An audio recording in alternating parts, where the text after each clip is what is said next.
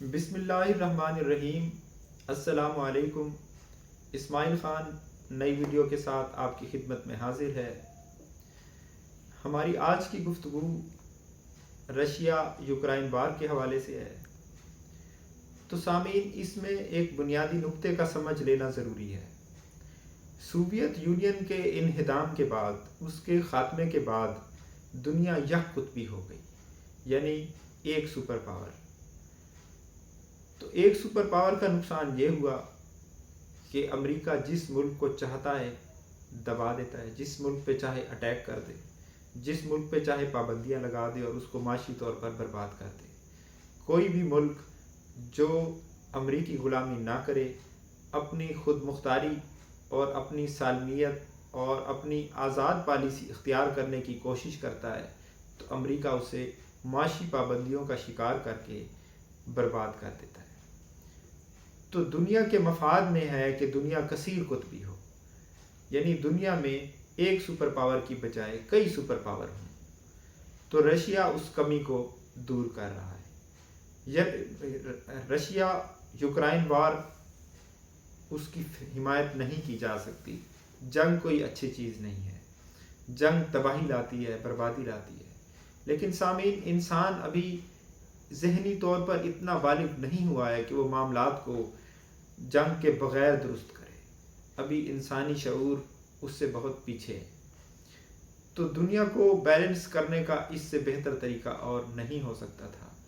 امریکہ جو دنیا کے ملکوں پر پابندیاں لگاتا ہے اور ان کی خود مختاری اور ان کی سالمیت اور ان کی ترقی میں رکاوٹ ڈالتا ہے اور بہانے سے ان پر حملہ کر دیتا ہے، اس سے اس کی جنگی صنعت تگڑی ہوتی ہے۔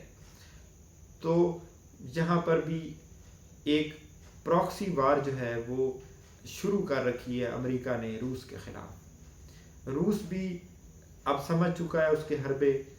امریکہ کی سخت پابندیوں نے مجبور کیا کہ روس اور چین اکٹھے ہو جائیں، اور روس اور چین کی دوستی دن بدن گہری اور مضبوط ہوتی جا رہی ہے۔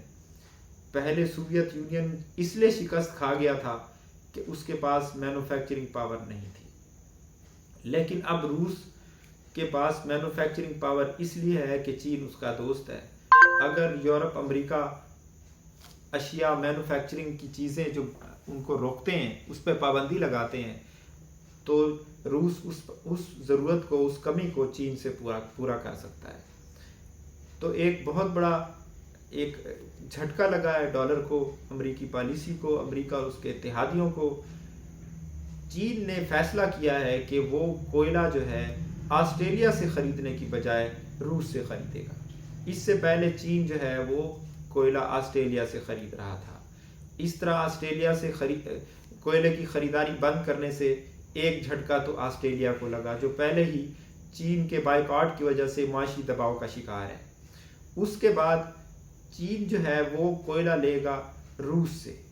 اس میں وہ ریل کا ٹریک یوز ہوگا، اس کا جو خرچ ہے وہ بھی کم آئے گا، ایکسپینس کم ہوگا۔ اور اس نے فیصلہ یہ کیا ہے چائنا نے کہ وہ پہلے آسٹریلیا سے جو کوئلہ خریدتا تھا وہ ڈالر میں خریدتا تھا، لیکن وہ رشیا سے جو کوئلہ خریدے گا وہ یوآن میں خریدے گا۔ تو اس طرح یہ ڈالر کی ایک اور شکست ہے۔ یہ ان ملکوں کے لیے خوشخبری ہے، دنیا کے ان لوگوں کے لیے خوشخبری ہے جو بیلنس دنیا، متوازن دنیا چاہتے ہیں۔ ایسا نہ ہو کہ ایک ہی ملک ساری دنیا پر بدماشی کرے اور ان پر اٹیک کرے اور ان کو تباہ کرے۔ کچھ نہ کچھ اس کو چیلنج کرنے والے ہونے چاہیے۔ ایسا نہیں ہے کہ روس اور چین بالکل پاک صاف ہیں۔ دنیا کا کوئی ملک بھی ایسا نہیں ہے، کہیں بھی پرفیکشن موجود نہیں ہے۔ یہ دنیا پرفیکشن سے خالی ہے، لیکن اس میں بہتری کی امید کی جا سکتی ہے۔ یک قطبی نظام یعنی ایک سپر پاور کا نظام کی بجائے کثیر قطبی نظام، یعنی کئی سپر پاورز ہوں اور ایک دوسرے کو چیلنج کرتی ہوں۔ اس کی مثال یہ ہے کہ شام کو امریکہ اور اس کے اتحادیوں نے کافی کچھ برباد کیا۔ رشیا کی حمایت سے آج شام کچھ نہ کچھ مستحکم ہے، اور باقی ہے، ورنہ وہاں جتنا استحکام نظر آ رہا ہے وہ بھی نہ ہوتا۔ اگر رشیا میں یہ پاور نہ ہوتی تو یہ خطہ مزید تباہ ہو چکا ہوتا۔ تو اس طرح ڈالر کی بالادستی ٹوٹ رہی ہے، امریکہ جو ہے پیچھے کی طرف ہٹ رہا ہے، اور مقامی کرنسیوں کے نظام سے چھوٹے اور غریب ملکوں کو فائدہ ہوگا تجارت میں، کیونکہ چھوٹے ملک جو ہے وہ صرف ڈالر نہ ہونے کی وجہ سے مار کھاتے ہیں۔ اگر آپ کے پاس زرعی پیداوار ہے، اگر آپ کے پاس آبادی ہے، آپ کے پاس مقامی وسائل ہیں، اور اگر آپ مقامی کرنسیوں میں تجارت کرتے ہیں تو آپ کو عالمی اجارہ داروں کی محتاجی نہیں رہتی، آپ ان کے محتاج نہیں ہیں، آپ ان کے چھپے ہوئے ڈالر آپ کو ان سے مانگنے کی ضرورت نہیں ہے، آپ کو ان سے قرضے لینے کی ضرورت نہیں ہے۔ تو اس لیے کثیر قطبی دنیا تمام لوگوں کے مفاد میں ہے۔